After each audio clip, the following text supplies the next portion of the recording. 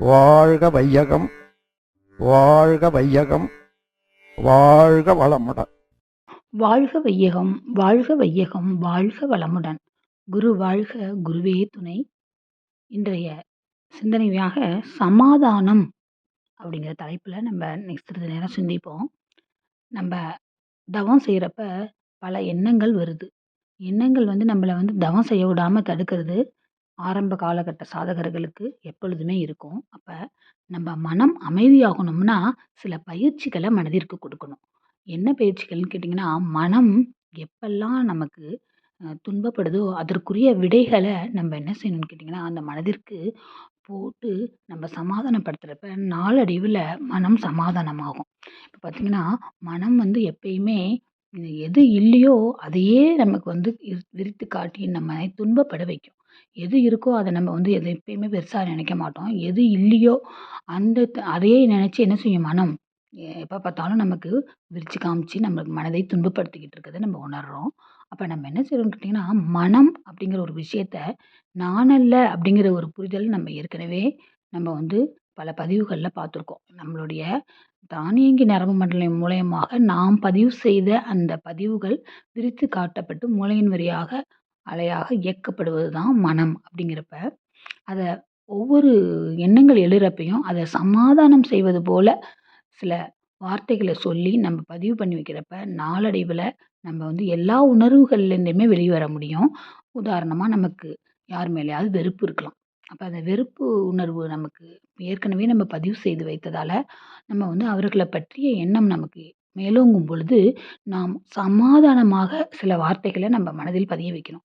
என் மனதிற்கு எதுவும் தெரியாது, அது ஒரு குழந்தை மாதிரி. நீங்கள் நல்லதை பதிவு பண்ணாலும் அது பதிவு பண்ணிக்கும், நீங்கள் கெட்ட விஷயங்களை பதிவு பண்ணாலும் பதிவு பண்ணிக்கும். அப்போ எனக்கு அவர்களின் மேல் வெறுப்புணர்வு தேவையில்லை. என்னுடைய பாவப்பதிவு எழுச்சி பெற்றதால் தான் பிரபஞ்சம் அவர்களை தூண்டி துன்பம் செய்தது. எனவே அவர்கள் அந்த செயலுக்கு காரணம் அல்ல அப்படிங்கிற மாதிரி நம்ம ஒரு ஆன்மீக புரிதலோட அந்த வெறுப்புணர்வு உள்ளவர்கள் மேலே நம்ம எந்த ஒரு வெறுப்பும் வராமல் இந்த மாதிரி நம்ம பதிவுகளை போடுறப்ப நாளடைவில் நமக்கு அவர்கள் மேல் வெறுப்புணர்வு நீங்கிறது நீங்களே உணர்வீங்க.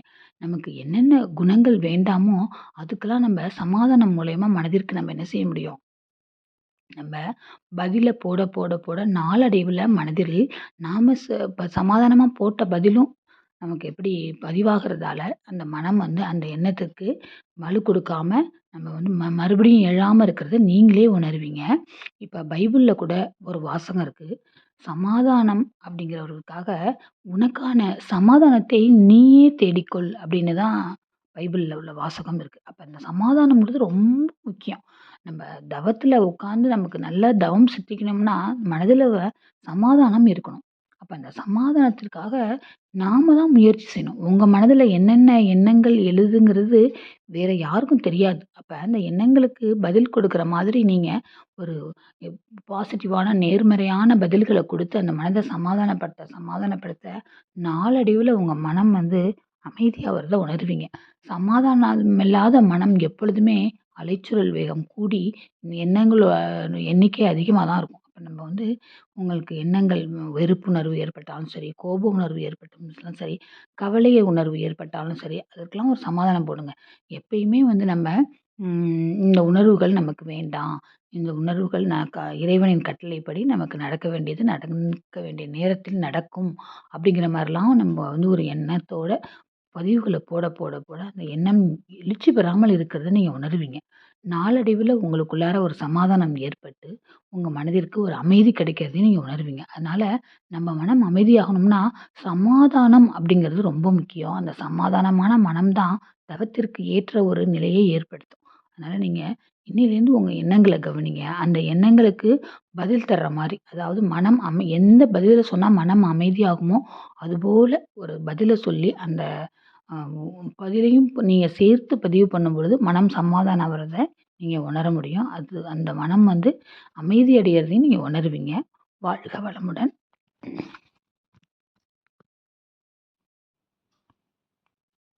வளமுடன். ஸ்கை வேதாத்திரியம் அமுதம் சேனலுக்கு இதுவரைக்கும் சப்ஸ்கிரைப் பண்ணின அனைத்து அன்பர்களுக்கும் மிக்க நன்றி. வாழ்க வளமுடன். அனைவரும் வேதாத்திரிய தத்துவங்களை உலகறிய செய்வோம். இந்த சேனலை உங்கள் நண்பர்கள் அனைவருக்கும் ஷேர் செய்து பயன்பெறுங்கள். நன்றி. வாழ்க வளமுடன்.